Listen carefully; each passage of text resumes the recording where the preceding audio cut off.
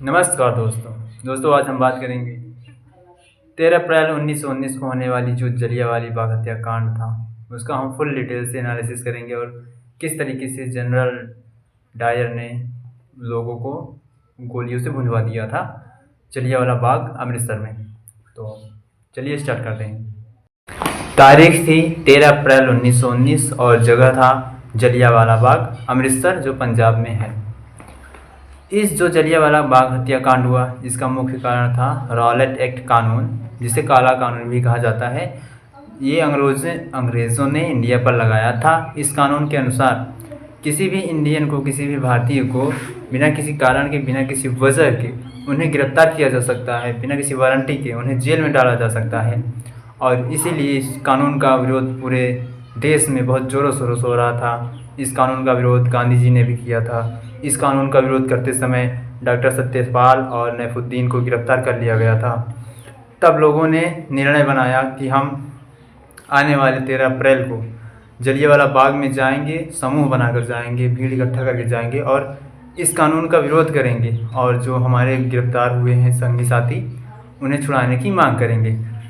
तो जब लोगों ऐसा प्लान बना रहे थे आपस में लोग, तो जो जनरल रेजिनाल्ड डायर था उसे इस बात की पता चल गई, खबर लग गई। तो उन्होंने ये निर्णय लिया कि हम ऐसा काम वहाँ पर करेंगे, वहाँ पर लोगों को मरवा देंगे। जब आया था 13 तारीख तो उस दिन बैसाखी भी थी।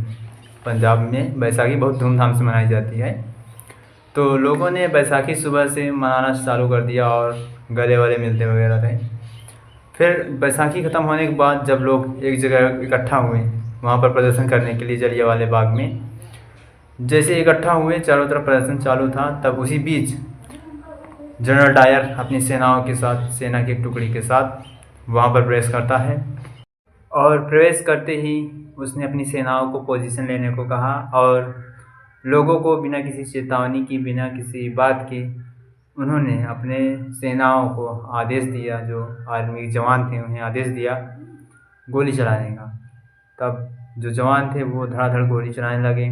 करीब 10 मिनट में 1600 राउंड गोलियां चली, जिसमें लोग इधर उधर भागते नज़र आए, दीवार फांदते नज़र आए। कोई इधर भाग रहा है, कोई उधर भाग रहा है, जान बचा के भाग रहा है उस छोटी सी जगह में, और हज़ारों की मौत हो गई। वहाँ पर एक कुआं था, उस कुएं में जान बचाने के लिए लोग इतने कूदे, 120 से ज़्यादा लोग उसमें कूद गए और वो कुआं खून से भर गया। आज भी वहाँ पर वो कुआं है, उसे खूनी कुआं के नाम से जाना जाता है। इसी बीच वहाँ पर ऊधम सिंह थे जो उस गोली में मार खाने से बच गए थे। उन्होंने कसम खाई कि हम इसका बदला लेंगे। इसके बाद, इस घटना के बाद अंग्रेज़ों ने एक रिपोर्ट जारी किया कि इस घटना में कितने लोगों की मृत्यु हुई। उन्होंने रिपोर्ट में जारी किया कि 379 लोगों की इस घटना में मृत्यु हुई। अंग्रेज़ों की जांच की रिपोर्ट में लोगों की मृत्यु को 379 संख्या दर्शाई गई थी, लेकिन जो हकीकत में संख्या थी वो हज़ारों में थी। इसके बाद जनरल ओ डायर को इसकी जांच के लिए भेजा जाता है। फिर वो जांच करते हैं तो पूछताछ में जनरल डायर से पूछते हैं, जनरल रेजिनाल्ड डायर से पूछते हैं। तो उन्होंने अपने सफाई में कहा कि मैं उस समय मजबूर था क्योंकि लोग चारों तरफ से मुझे घेर चुके थे और वो मुझ पर अटैक करने वाले थे, इसलिए मैंने अपनी सेना की टुकड़ी को उन पर गोलियां चलाने का आदेश दिया। इस तरीके से वो सफाई देते हैं, जिन्होंने जनरल डायर थे जी, वो सफाई देते हैं। इसके बाद जनरल ओ डायर इन्हें बेगुनाह मानते हैं। उसके बाद हंटर कमीशन भी इसकी जांच करता है और हंटर कमीशन की जांच के बाद इन्हें जनरल रेजिनाल्ड डायर को बेगुनाह साबित किया जाता है और इनका प्रमोशन कर दिया जाता है। प्रमोशन के साथ साथ इन्हें यह भी कहा जाता है कि आपकी जितनी नौकरी की भी समय बची है आप ब्रिटेन में रहकर ही जॉब करेंगे। और उधर ऊधम सिंह, जिन्होंने प्रतिज्ञा की थी कि मैं इसका बदला लूँगा, उन्होंने यह खबर सुनी कि जो जनरल डायर था वो अभी ब्रिटेन में है। तो ब्रिटेन जाने के लिए इनके पास पैसे नहीं थे। ये गरीब फैमिली से बिलोंग करते थे और इनके मम्मी पापा भी गुजर चुके थे। तो इन्होंने बढ़ई का काम किया। बढ़ई काम करने के बाद कुछ पैसे इकट्ठे किए।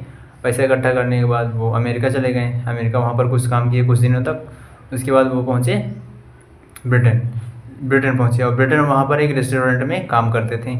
यहाँ तक उन्हें पहुँचने में 21 साल लग गए, लेकिन उनके दिल में वो बदले की आग अभी भी चल रही थी।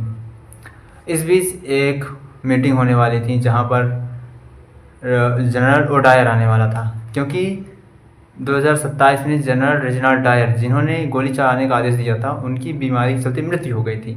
लेकिन जो जांच कर रहा था, जो जनरल ओडायर था, वो अभी जिंदा था। वो जांच में सही कर सकता था कि जनरल रेजिनाल्ड डायर ने गलत किया, लेकिन उन्होंने जनरल डायर को प्रमोशन किया उनका, इसलिए से इनके ऊपर भी वो भड़का हुआ था उधम सिंह।